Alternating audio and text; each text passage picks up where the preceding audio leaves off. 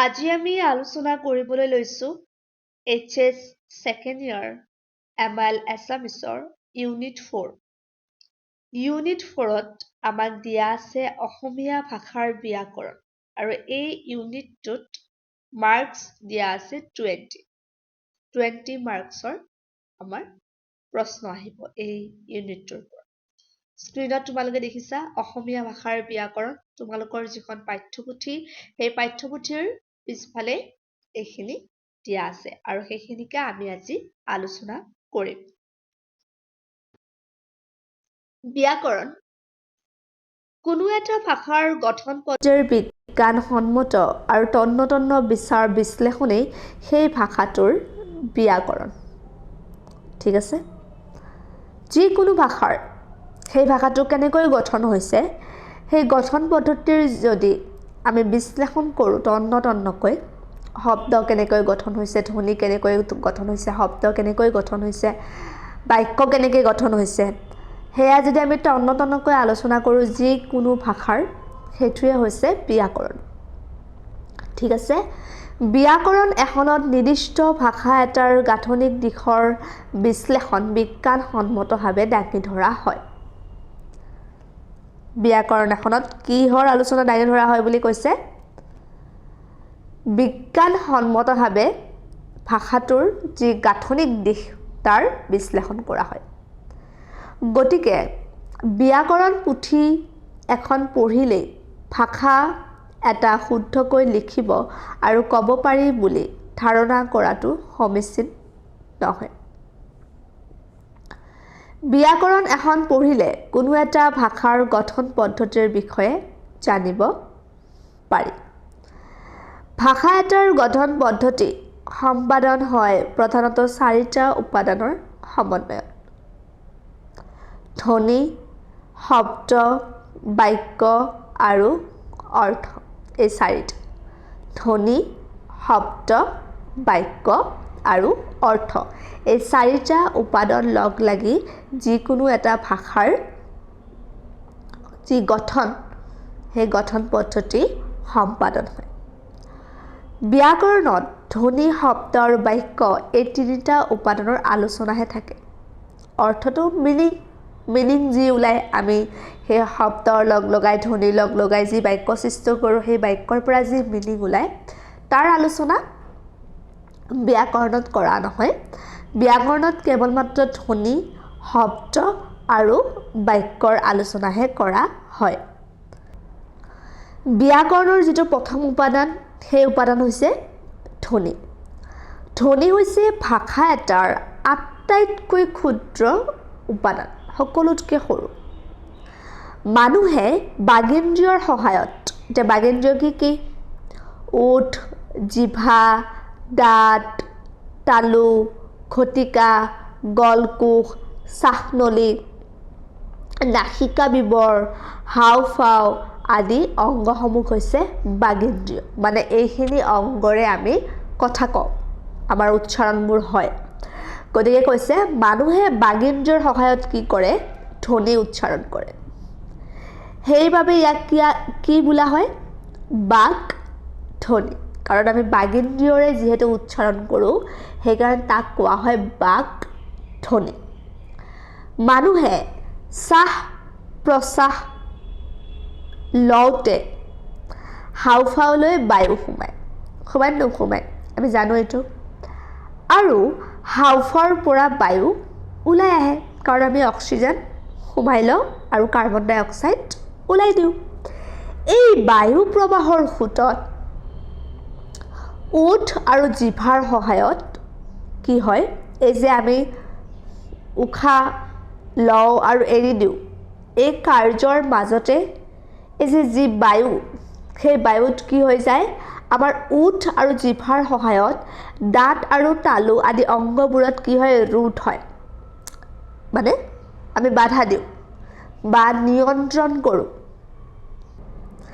এই বাধা আৰু নিয়ন্ত্ৰণ কৰাৰ ফলত যি নাদৰ সৃষ্টি হয় সেয়াই হৈছে কি? বাক ধ্বনি।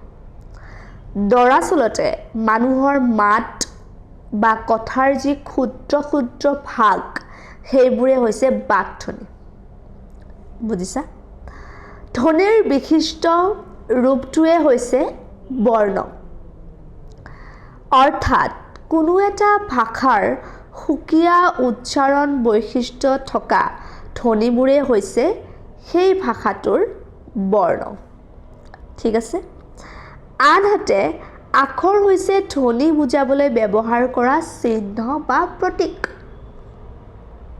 এই যে স্ক্ৰীনত যে তোমালোকে দেখিছা শব্দবোৰ সেইবোৰ কি চিহ্ন বা প্ৰতীক সেইবোৰ লগাই আমি কি কৰিছো শব্দৰ সৃষ্টি কৰিছো হয়নে সেই শব্দৰ অৰ্থ আছে আকৌ সেই শব্দবোৰ লগাই আমি কি সৃষ্টি কৰিছো বাক্যৰ সৃষ্টি কৰিছো আৰু তাৰ পৰা আমি যি ক'ব বিচাৰো বা জনাব বিচাৰো সেয়া জনাই আছো ধ্বনি বৰ্ণ আৰু আখৰৰ নিজা অৰ্থ নাই এইবোৰ প্ৰায়ে শৰ্ট কোৱেশ্চন আহে গতিকে এইবোৰ মনত ৰাখিবা যে ধ্বনি বৰ্ণ আৰু আখৰৰ নিজা অৰ্থ যেনে ক খ এইবোৰ নিজা অৰ্থ আছে নেকি নাই সিহঁতে কি হয় যেতিয়া শব্দ হিচাপে গঠিত হয় ইটো হিটো ধ্বনি তেতিয়া আমি সেই শব্দটোৰ অৰ্থ প্ৰকাশ কৰো তেতিয়াহে তাৰ অৰ্থ ওলায় এনে ধ্বনি বৰ্ণ বা আখৰৰ নিজা অৰ্থ নাই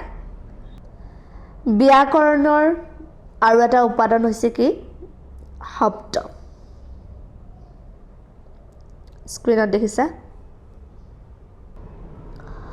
শব্দ এক বা একাধিক বৰ্ণৰে গঠিত ভাষাৰ অৰ্থযুক্ত এক গোটকে শব্দ বোলে যেনে ই হি ক মানুহ গৰু ঘৰ আদি এইবোৰ সকলোৰে কি আছে অৰ্থ আছে আৰু এইবোৰ হয় এটা বৰ্ণৰে গঠিত হৈছে নহয় এটাতকৈ বেছি বৰ্ণৰে গঠিত হৈ ফেলে ইয়াৰ অৰ্থ ওলাইছে আৰু তাকে আমি কি বুলি কওঁ শব্দ বুলি কওঁ শব্দ এটা উচ্চাৰণ কৰাৰ লগে লগে ইয়াৰ লগত জড়িত অৰ্থটো আপোনা আপুনি স্পষ্ট হয় হয়নে আমাক কোনো এক্সপ্লেইন কৰিব নালাগে মই যদি এতিয়াই কওঁ স্কুল কলেজ ইউনিভাৰ্চিটি ভাত দালি মানুহ সকলোৰে কি আছে নিজা নিজা মিনিং আছে আৰু আমি সেই মিনিংটো অটোমেটিকলি আমাৰ চকুৰ আগত বা ব্ৰেইনত আমি বুজি পাওঁ কাৰণ প্ৰতিটোৰে কি আছে মিনিং আছে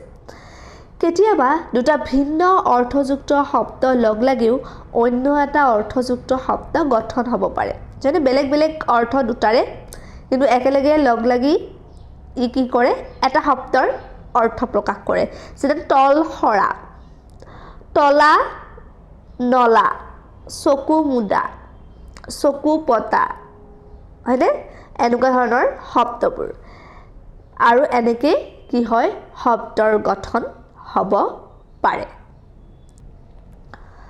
ভাষাৰ আটাইতকৈ ডাঙৰ উপাদানবিধে হৈছে বাক্য সেন্টেন্স ঠিক আছে শব্দৰ সুসমন্বয়ত বাক্য গঢ় লৈ উঠে আৰু পৰস্পৰ সম্বন্ধযুক্ত শব্দ সমষ্টিয়ে একোটা মনোভাৱ পূৰ্ণকৈ প্ৰকাশ কৰিব পাৰিলে একোটা কি হয় বাক্য হয় বাক্যত সংযুক্ত শব্দবোৰ এটা ক্ৰমত লগ লাগে পূৰ্ব প্ৰসংগ থাকিলে কেতিয়াবা এটা শব্দৰেও বাক্য গঠন হ'ব পাৰে যেনে এটা উদাহৰণ দিছে চোৱা তুমি ভাত খালানে ইয়াতে কেইটা শব্দৰে বাক্য গঠন হৈছে তিনিটা ঠিক আছে উত্তৰ কি দিছে খালো এটা শব্দৰে গঠন হোৱা বাক্য যেনে তুমি গৈছিলানে আমি নকওঁৱে বেছিভাগ যে গৈছিলোঁ এনেকুৱা নকওঁৱে আমি ভাত খালানে এনেকুৱা টাইপ হয়নে দে ক আমি নকওঁ যে কথাখিনি ক আমি কি কওঁ ক আমি ধৰা কিবা এটা বস্তু দিব লাগিলে ল এনেকুৱা টাইপৰ কোনোবাই যদি কিবা এটা খুজিলে আমি কওঁ নেকি এইটো বস্তুটো লোৱা মই দিছোঁ হয়নে ইমান আমি কষ্ট নকৰোঁৱে গতিকে আগৰৰ পৰা যদি সংগতি থাকে কোনো এটা কনভাৰচেশ্যনৰ বা কোনো এটা বিষয়ৰ তেতিয়া আমি শৰ্টকাটত শেষ কৰি থৈ দিওঁ সেইকাৰণে কৈছে যে বাক্যত সংযুক্ত শব্দবোৰ এটা ক্ৰমত লগ লাগে আৰু পূৰ্ব যদি সংগতি থাকে কেতিয়াবা এটা শব্দৰে বাক্য গঠন হ'ব পাৰে কাৰণ আগৰ বাক্যৰ লগত জড়িত হৈ আছে এইখিনিয়ে আছিলে ব্যাকৰণৰ উপাদানৰ বিষয়ে আলোচনা। ইয়াৰ পিছৰ ভিডিঅ'ত আমি অসমীয়া ভাষাৰ বিভক্তিৰ বিষয়ে আলোচনা কৰিম। ধন্যবাদ।